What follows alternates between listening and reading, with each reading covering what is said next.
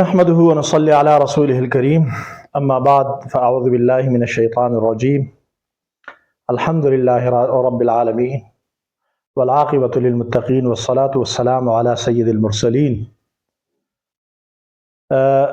We are going to start, Alhamdulillah. This is our second dars and it will be about the first chapter.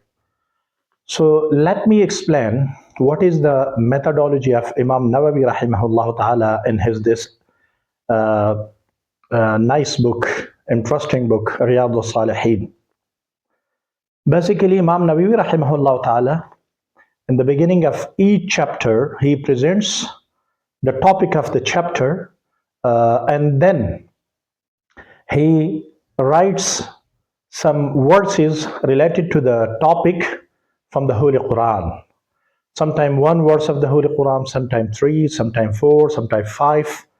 By this way, he presents the verses from the Holy Quran which are related to the topic.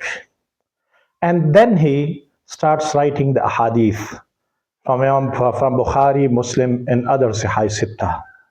So this is his methodology. What we are going to do in this dars, we'll be first reciting the chapter's topic and we will translate it. And then we will recite the verses of the Holy Quran, and then we will try to explain that topic of the chapter along with the verses of the Holy Quran. After that, we will recite the Hadith in Arabic, and then we will translate it. And after translating it, we will try to explain that Hadith, inshallah ta'ala. There is also one methodology of Muhaddithin and Sharihin. Normally, the Sharihin of Riyad Ul Saliheen, Mishkat, and other books, they normally introduce and talk about the biography of the Ravi and narrator who narrated this hadith. Like the first hadith has been narrated by Umar bin Khattab radiyallahu ta'ala anhu. So this we will see to talk about a little bit him. And then we will explain the hadith. So let's discuss the topic, the first chapter. The first chapter is باب الإخلاص وإحضار النية في جميع الأعمال والأقوال والأحوال البارزة والخفية. Chapter on sincerity and the presence of intention in all deeds, words, and action or conditions, both external and internal. This chapter is regarding intention, niyyah, and sincerity, ikhlas. In all sort of actions, deeds, and conditions, whether they are apparent or hidden. So this chapter will deal about these things. The first verse, which Imam Nawawi rahimahullah ta'ala has chosen from the Holy Quran, قال الله تعالى أعوذ بالله من الشيطان الرجيم بسم الله الرحمن الرحيم وما أمروا إلا ليعبدوا الله مخلصين له الدين حنفاء ويقيموا الصلاة ويؤتوا الزكاة وذلك دين القيمة. Allah subhanahu wa ta'ala says, they were commanded only to worship Allah subhanahu wa ta'ala, devoting their religion exclusively to Him and turning away from other religions, to establish salah and to pay zakah. This is the way of the true religion. Surah Al-Bayyinah, verse number 5. Second verse of the Holy Quran. وقال تعالى أعوذ بالله من الشيطان الرجيم لن ينال الله لحومها ولا دماؤها ولكن يناله التقوى منكم. Allah subhanahu wa ta'ala says, their flesh and their blood will never reach Allah subhanahu wa ta'ala, but it is your piety that will reach Him. Surah Al-Hajj, verse number 37. The third verse, وقال تعالى أعوذ بالله من الشيطان الرجيم قل إن تخفوا ما في صدوركم أو تبدوه يعلمه الله. Allah subhanahu wa ta'ala says, say, O Prophet Muhammad, whether you hide or reveal, that is in your hearts, Allah knows it. Surah Al-Imran, verse number 29. These three verses which Imam Nawawi rahimahullah ta'ala has presented, and these three verses all are about intentions and sincerity. Is in the chapter Imam Nawawi rahimahullah ta'ala has presented. So let first talk about the ikhlas. What is ikhlas? Ikhlas means sincerity, to worship Allah subhanahu wa ta'ala with the sole objective of attaining His pleasure and closeness. A person should not worship Allah subhanahu wa ta'ala to boast, seek praise, or solicit compliments from people. This is against ikhlas. Ikhlas is a precondition for the acceptance of an action is Allah subhanahu wa ta'ala accepts actions done for His pleasure. Good actions done with the ulterior motives are rejected by Allah subhanahu wa ta'ala. One should therefore evaluate one's intention before commencing any action and correct if necessary. And it has been mentioned in one hadith in Bukhari, and we will see that inshallah later on in Riyad Ul Saliheen, that on the day of judgment, three persons who did very nice action apparently, but they will be sent to hellfire. One is martyr, those who sacrificed himself in the way of Allah subhanahu wa ta'ala. Second one, the wealthy person, Sakhi, which is called Sakhi. And the third one is the one who became a great scholar, got knowledge, and then taught it. These three will be sent to hellfire because they did it for fame. They did it to be called a generous person. They did it to be called great scholar. They did it to get the compliments from the people. So Allah subhanahu wa ta'ala will say to them that what you wanted to get, you got that from the people. There's nothing with me for you. You may go to, and Allah subhanahu wa ta'ala will command angels to put them in Jahannam. Secondly, about the niyyah and intention. What is intention? Intention is to do a work only for the pleasure of Allah subhanahu wa ta'ala. And scholars have written that one can make multiple intention for one good deed. Like for example, let me explain it. A person, he is going to offer prayer, he is going to masjid. So this is a good deed. But while going to masjid, he should make intention. If I came across a person, I will say salam to him. And if there is something, dirt or impurity on the way, so I'll remove it. And if there is a person, unknown passenger, a stranger, so I may guide him. By this way, with one good deed, he may make multiple intention and he will be rewarded for that. About the importance of intention, let me present some sayings of the great scholars in Aimma and Muhaddithin. Like for example, one of them is Yahya ibn Kathir rahimahullah ta'ala. He said, consider your intention because it is more far-reaching than your action. The same Sufyan al-Thawri rahimahullah ta'ala, the great muhaddith and faqih, he said, and I haven't been concerned with anything more difficult than my intention because it fluctuates. That's why Shaykh al-Islam Mufti Taqi Usmani Sahab Dawat Barakatuhum and other ulama, I have heard from them that one should review his intention all the time, every time. You know, whether it may not fluctuate. And that is the reason that Abdullah ibn Mubarak rahimahullah ta'ala, who is a great scholar, muhaddith and faqih, the student of Imam Abu Hanifa rahimahullah ta'ala, he said, many small actions are exalted by an intention and many great actions are diminished by an intention. So this was something about the intention in ikhlas. Now we are going to start the hadith. First I will read out the hadith and then I will translate it and I will explain it.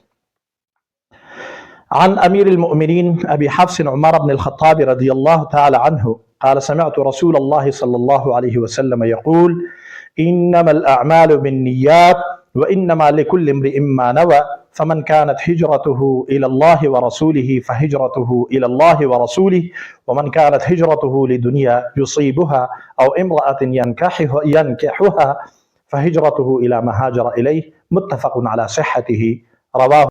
This hadith has been narrated by two great Imams. Muttafaqun alayh mean the hadith which is agreed upon by Imam Bukhari, Imam Muslim, rahimahullah ta'ala.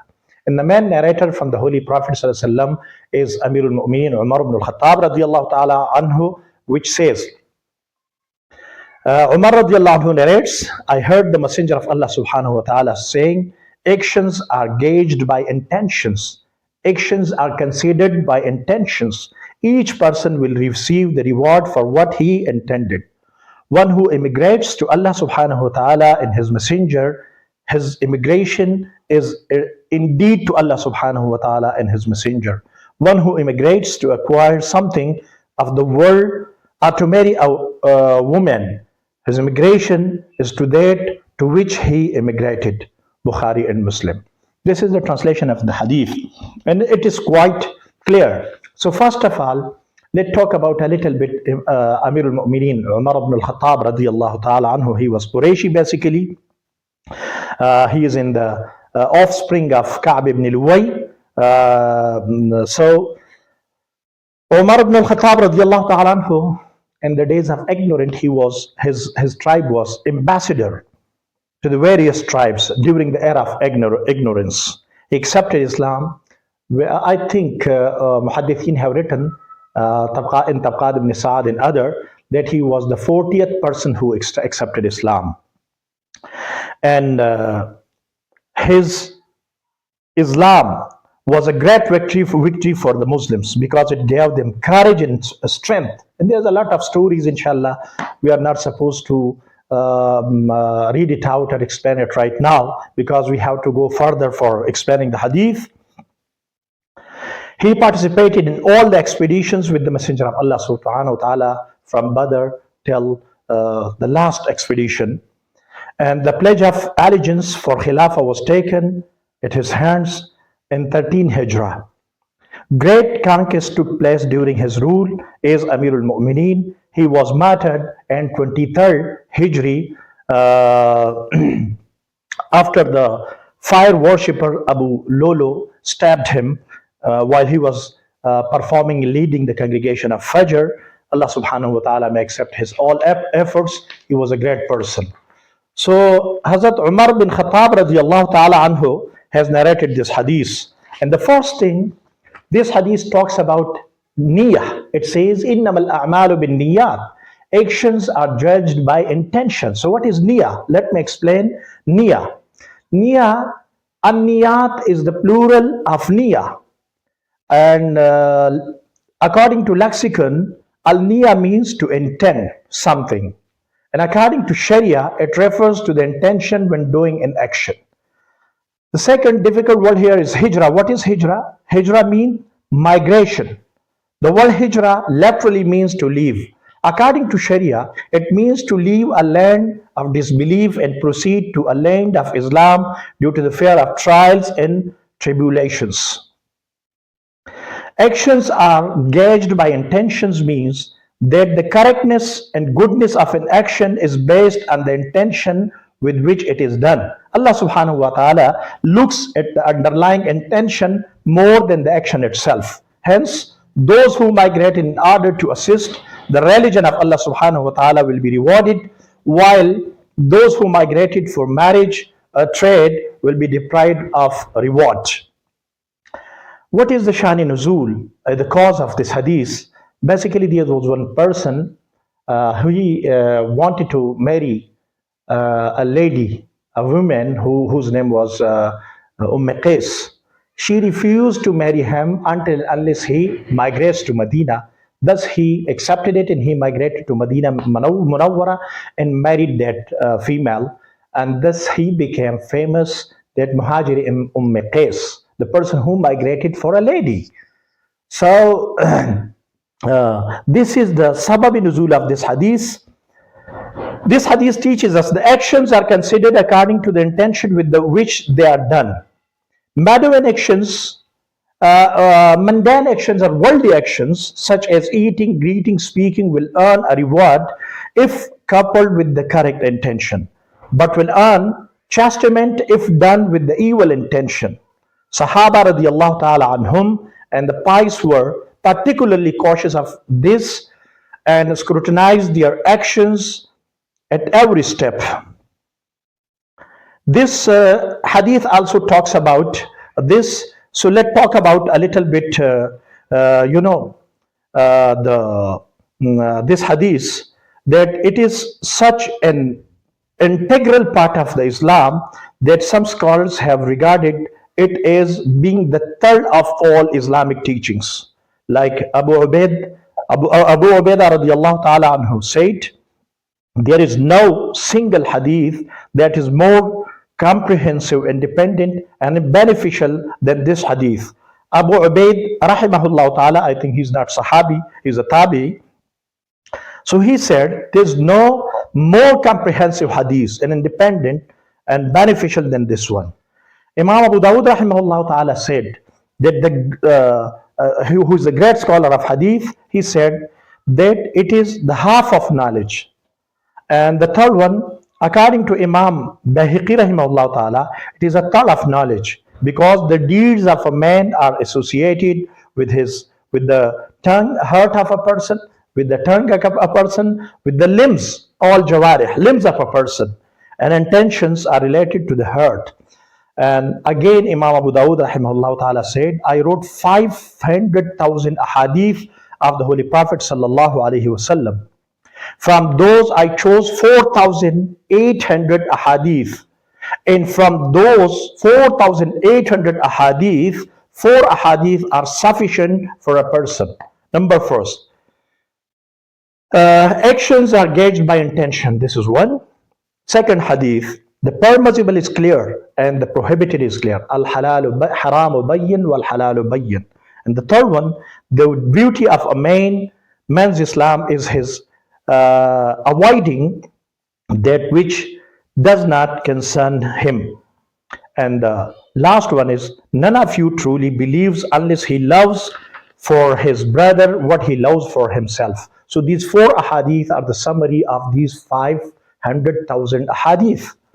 Imam Bukhari rahimahullah ta'ala selected this hadith to start his glorious book, his wonderful book for Imam Bukhari, for this hadith. The same this hadith is in the beginning of Mishkat. The same this hadith has been mentioned in the beginning of Riyad Ul Saliheen. All muhaddithin present this hadith in the beginning of this book, to start this book with this hadith, to make their intentions clear, to make their intentions that whatever we are doing for the sake of Allah subhanahu wa ta'ala.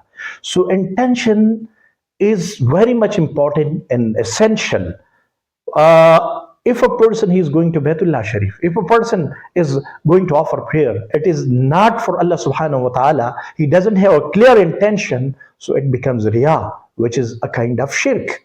So this is the lesson of this hadith, dear audience, that first of all, before starting any action, we should make our intentions clear, which is to get the pleasure of Allah subhanahu wa ta'ala in each and everything. So ikhlas and niyyah both are interconnected, and I hope and sure that I have explained up to some extent. Inshallah, the next hadith is from Hazrat Aisha radiallahu ta'ala anha. We will teach it in the next lesson. And this is my humble request to all audience. If you have any comment or you have any opinion regarding the betterment of the dars, so you are close to give it to me through Facebook and YouTube, and we will, inshallah, your opinion will be considered.